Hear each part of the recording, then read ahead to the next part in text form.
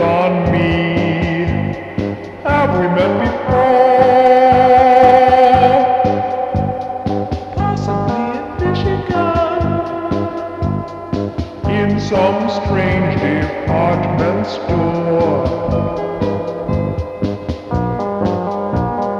We won't see him anymore. Who knows how some people turn to strange ones? Is it up to me?